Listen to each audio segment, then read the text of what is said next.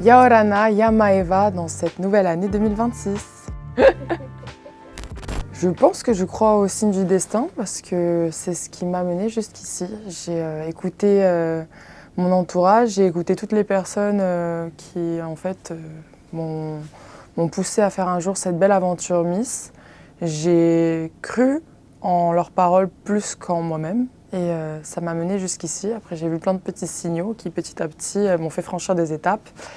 Et me voilà aujourd'hui en tant que Miss France 2026. Après votre élection, samedi, vous avez dit à vos copines, vous avez hurlé « Pincez-moi, pincez-moi ». Est-ce que du coup, depuis dimanche matin, tous les matins, quand vous vous levez, vous vous pincez pour vérifier que c'est bon, je suis bien Miss France?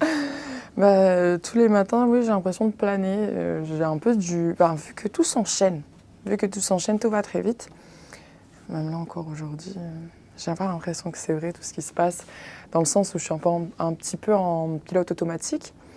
Je me dis tout va si vite et puis ma vie a pris du coup une tournure assez brusque.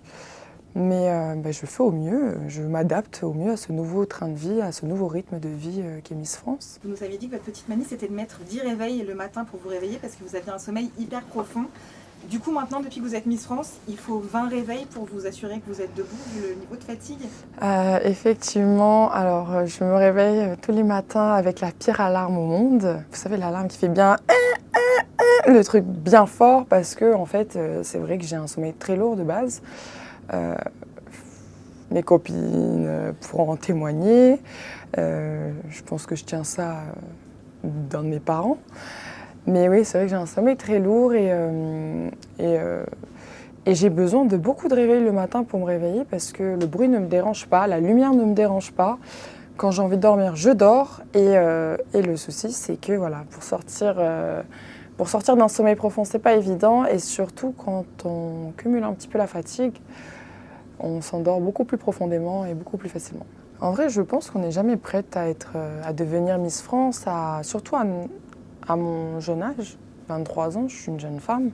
Donc c'est vrai qu'on a beau nous préparer à cette belle aventure, on n'est jamais vraiment prête et consciente de ce qui va se passer parce qu'on ne vit pas. Maintenant que je le vis, c'est vrai que voilà, maintenant je vois l'essor médiatique que ça provoque, l'engouement. J'étais préparée aussi et je suis préparée à la critique sur les réseaux sociaux, je m'en doute, mais on ne se rend jamais compte de l'impact que ça peut avoir réellement sur chaque personne. Et pour le moment, tout se passe bien et je me souhaite que ça continue de très bien se passer par la suite. Mais voilà, c'est vrai que je découvre un petit peu les commentaires de certaines personnes, la violence de certains médias. Alors après, j'essaie de passer outre. Mais je dirais, c'est vrai que voilà, l'exposition, c'est quelque chose qu'on découvre au fur et à mesure du temps. Et même aussi l'engouement que ça génère autour de nous, de voir qu'il y a certaines personnes qui t'attendent sur un plateau, qui sont là, et tu les revois sur d'autres plateaux en train de t'attendre encore une fois. Je ne m'attendais pas aussi à autant de soutien et en vrai c'est vraiment du soutien. Toutes ces personnes qui sont là vraiment à te suivre dans chaque pas, dans chaque mouvement, tous tes gestes sont épiés. Tu peux pas le comprendre, on peut te prévenir, on a beau te prévenir de tout ce que tu veux, tant que tu ne le vis pas, tu ne le comprends pas. Il n'y a pas de diplôme pour être une Miss et je pense que voilà, chaque personne est unique et puis on ne peut pas juger quelqu'un sur son statut social, sur les diplômes qu'elle a accumulés dans sa vie. L'intelligence ne se mesure absolument pas de cette façon et puis surtout qu'il y a différentes formes d'intelligence. Il y a l'intelligence manuelle, l'intelligence... je sais pas, il y a différentes formes d'intelligence. Je ne vais pas commencer à tout, tout énoncer. Mais voilà, chaque personne en fait a son domaine et maîtrise un domaine. Et je pense que justement la vie est faite pour ça, apprendre à se découvrir et découvrir où est-ce qu'on peut s'épanouir, qu'est-ce qui nous fait vibrer et dans quoi en fait je peux exceller.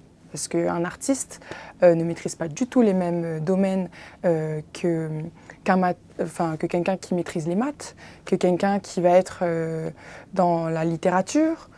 Chaque personne est différente. Donc voilà, j'aimerais tout simplement qu'on arrête aussi coller des étiquettes à chacun parce que tu n'as pas tel diplôme, donc ça veut dire que tu ne mérites pas ou que tu n'es pas assez.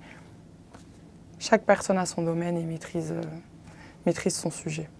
Mes amis me décrivent comme étant une personne assez simple, douce.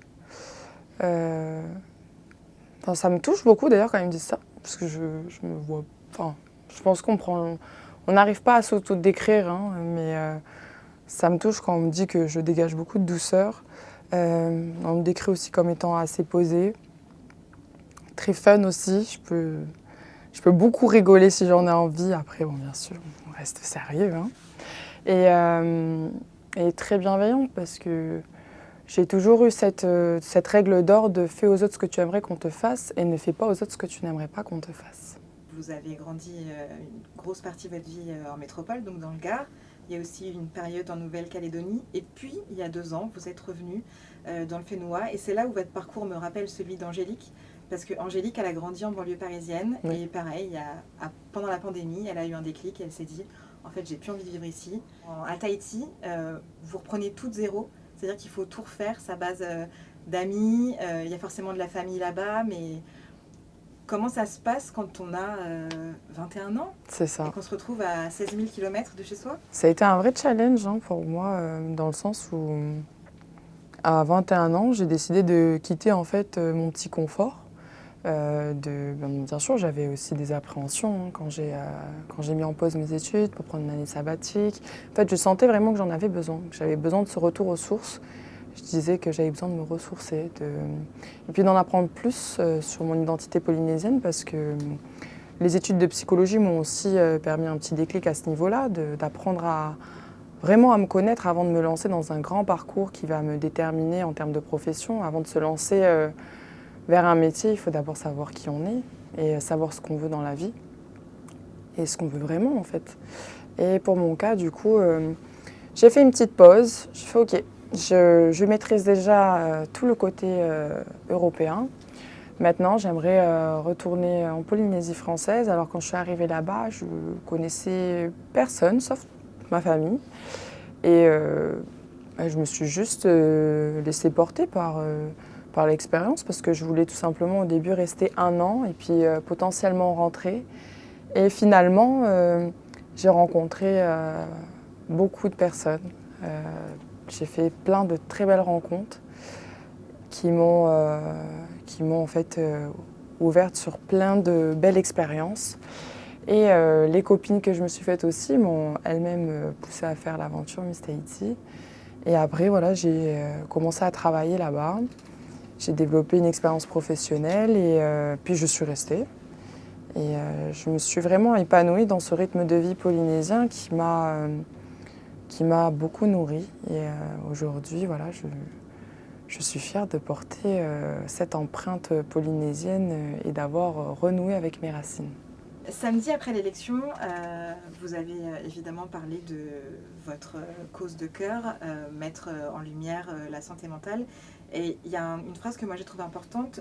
Vous voulez que les gens n'aient plus peur de dire qu'ils ne vont pas bien. Ça a été quoi le déclic pour vous, pour dire aux autres, les gars, je vais pas bien? C'est tout simplement ma propre analyse sur moi-même. J'ai naturellement grandi dans un domaine où on est sensible à la psychologie. Donc je me connais. Et en fait, c'est tout simplement que je sentais que je me sentais très mal. Je voyais que j'arrivais plus à avoir un seul aspect positif dans quoi que ce soit. Je me réveillais le matin, je me sentais triste. Je sentais que voilà, je portais un poids lourd sur moi et que je subissais plus ma vie que je vivais ma vie. Donc j'ai juste tout simplement décidé de... Enfin, quand on voit que cet état se prolonge pendant un petit moment, parce que ça arrive à tout le monde d'avoir une journée où on se sent mal, une deuxième journée où voilà, et après au final ça passe. Quand ça passe pas, c'est qu'il y a un souci.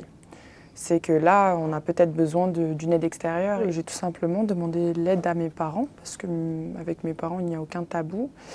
Et je leur ai tout simplement dit que là je sentais que j'allais pas bien, que là, ça n'allait plus, que j'avais besoin d'aide et que j'ai besoin de de voir quelqu'un, de me confier à quelqu'un d'extérieur. Alors mes parents l'ont tout de suite compris, ils m'ont dit écoute, si tu en ressens le besoin, il n'y a pas de souci. Et puis j'ai rencontré une professionnelle de santé, une psychologue, qui m'a du coup aidée à comprendre tout ce que je ressentais. Une autre phrase que vous avez prononcée samedi sur scène, nous sommes tous libres de devenir la personne que nous voulons être. Quelle Miss France vous voulez être cette année? Une Miss France inspirante. Qu'est-ce qu'on peut vous souhaiter pour 2026? Écoutez, une très belle année. J'espère que cette année sera vraiment sous le thème de la bienveillance, de la tolérance, de la bienséance aussi.